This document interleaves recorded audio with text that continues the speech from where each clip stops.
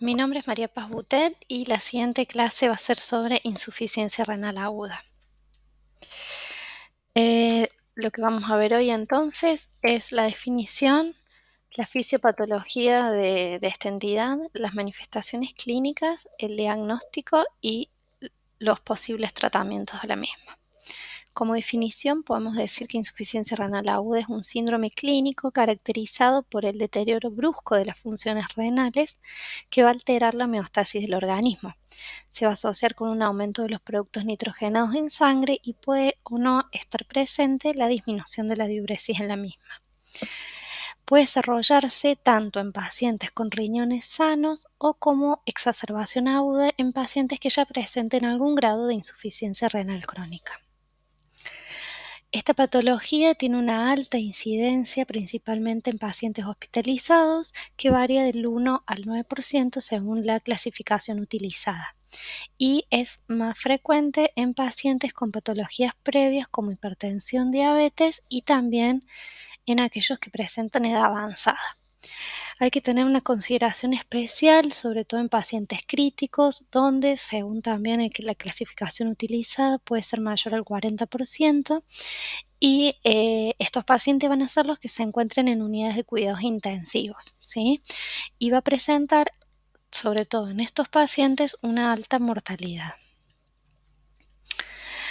Las características de la insuficiencia renal aguda van a ser el aumento rápido del urea y la creatinina y la disminución de la diuresis, considerando que oliguria va a ser menos de 500 mililitros de producción de orina en 24 horas, ¿sí? Vamos a definir aquí, según la Kidney International, como alguno de los siguientes de las siguientes situaciones: el aumento de 0,3 miligramos por decilitro del valor de creatinina en 48 horas, o un aumento de 1,5 veces la línea de base que presenta el paciente, o la producción de un volumen urinario menor a 0,5 mililitros kilo hora por 6 horas, ¿sí? Entonces tenemos estos tres componentes: el aumento de 0,3 miligramos por decilitro de la creatinina, el aumento de 1,5 veces sobre el valor basal, por ejemplo, que el paciente presentara una creatinina basal de 0,5, esto nos daría un valor de 1,25, y la diuresis de 0,5 mililitros kilo hora, que por ejemplo en un paciente de 70 kilos nos daría aproximadamente 35 mililitros hora, con un valor total de 200 mililitros aproximadamente en 6 horas. Esto es para tener una idea de qué valores estamos hablando.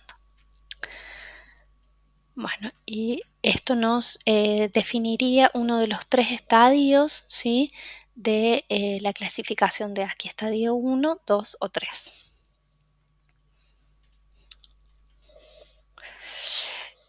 Varios estudios o diversos estudios observacionales muestran que existe una fuerte asociación entre estos casos de lesión renal aguda o AKI y el posterior desarrollo de enfermedad renal crónica en pacientes. De este modo que es importante saber que los pacientes con insuficiencia renal aguda recuperan función renal en algunas situaciones, en otras situaciones no, pero van a presentar por esta injuria aguda un aumento del riesgo a largo plazo de enfermedad renal terminal y un aumento en la mortalidad, que es importante tenerlo en cuenta.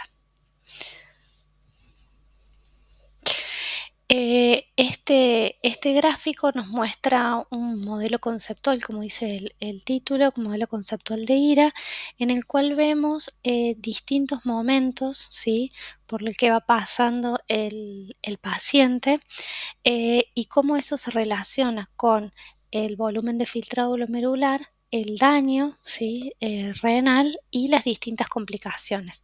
Tenemos en un primer momento un paciente normal, que posteriormente va avanzando con un incremento del riesgo. En una etapa intermedia vamos a tener un daño, ¿sí?, donde ya va a empezar a caer el filtrado glomerular. Después tenemos ya la IRA propiamente dicha, vemos los circulitos verdes con caída del filtrado glomerular, IRA, y vemos cómo la curva de daño empieza a subir y el filtrado empieza a bajar. Y esto obviamente sin ningún acto médico puede llegar al óbito del paciente, que es una de las complicaciones. Bueno, dentro de la clasificación, la más conocida o la más usada es la que agrupa en tres categorías según el sitio donde ocurre la lesión. Tenemos la ira prerrenal, la ira intrínseca, renal o parenquimatosa y la ira posrenal según el sitio, como decíamos, donde ocurra la lesión. Si es en la circulación sistémica de los riñones hacia arriba, si es propio del parénquima renal o si es de los riñones hacia la vejiga, o sea, hacia la vía final. También podemos clasificarla según la producción o no de orinas, en oligúrica o no oligúrica, siendo la oligúrica de peor pronóstico para el paciente y la no oligúrica con mejor pronóstico y menor índice de complicaciones. En este otro gráfico podemos ver las causas, ¿sí?, de injuria renal aguda, de AKI, que bueno, no están clasificadas tan como prerrenal, renal o prosrenal, pero tenemos descriptas las diferentes causas según el sitio donde lo encontremos. Bueno, ya adentrándonos en cada una de ellas, tenemos que la ira prerrenal es la causa más frecuente, entre el 60 o el 70% aproximadamente. Esta se va a dar en situaciones de hipoperfusión renal, ¿sí?, que pueden ser tanto por hipovolemia verdadera o por una reducción del volumen arterial efectivo. En condiciones normales, ¿qué es lo que va a pasar? Se va a activar el sistema renina-angiotensina-aldosterona, que va a producir efectos sistémicos para mantener la presión arterial sistémica y preservar sobre todo la perfusión miocárdica y cerebral.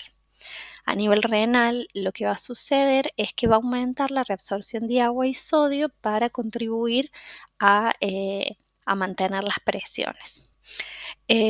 Principalmente se va a dar también la vasodilatación de la arteriola aferente y la vasoconstricción de la arteriola eferente para aumentar la presión intraglomerular y mantener de este modo el filtrado. En pacientes diabéticos, hipertensos, ancianos, pacientes que presenten enfermedad renal crónica como antecedente, se va a producir una pérdida de esta autorregulación o una disminución de la misma, presentándose a presiones sistémicas más altas. No vamos a tener la posibilidad de llegar a presiones tan bajas para que se produzcan estos mecanismos conservadores. Es importante saber también que el uso de algunos medicamentos como IECA, ARA o analgésicos no esteroideos, AINES, puede dar una vasoconstricción de la arteriola aferente y caída del filtrado con la pérdida de este mecanismo de autorregulación. Entonces, como decíamos, la ira prerrenal que se da por hipoperfusión renal va a ser tanto por disminución del volumen intravascular efectivo, como se va a dar en casos de hemorragias, deshidratación, quemaduras, en alteraciones de la resistencia vascular, ¿sí?, que van a presentar también hipoperfusión renal, como en los casos de sepsis, anafilaxias o en el uso de anestésicos en cirugías, o con un descenso del volumen sistólico, como por ejemplo en el shock cardiogénico, en la insuficiencia cardíaca o en situaciones de taponamiento cardíaco. Es importante destacar que valores leves de hipotensión pueden provocar ira prerrenal en población de riesgo, como dijimos, pacientes ancianos con enfermedad renal crónico diabéticos. En estos casos de la ira prerrenal, el parénquima renal se encuentra indemne, ¿sí?, el fallo renal va a ser reversible siempre y cuando la presión se normalice antes de dañar el parénquima renal. Si esta injuria persiste en el tiempo, el daño isquémico se va a producir en el parénquima y va a dar origen a una ira ya de causa renal, como veremos a continuación. Entonces, la ira renal en esto va a estar afectado, ¿sí? El parénquima renal se da en aproximadamente el 40% de los pacientes, ¿sí? Y puede ser tanto por daño tubular, como sería, que sería la causa más frecuente, ¿sí? Denominado necrosis tubular aguda, que puede ser tanto por tóxicos o isquémicos. Por tóxicos, endógenos o exógenos, acá están listados, exógenos principalmente los analgésicos no esteroideos, los inhibidores de la enzima de convertidora en angiotensinas, los ARA, los medios de contraste, antibióticos, que es algo muy utilizado en la práctica clínica, quimioterápicos, litios, paracetamol, hongos, venenos de víboras y cocaína. Y por tóxicos endógenos, como por ejemplo la mioglobina, el ácido úrico del calcio o cadenas ligeras de mieloma. O también puede darse por causas isquémicas, que ya dijimos son las mismas causas de la ira prerrenal que se encuentran sostenidas en el tiempo.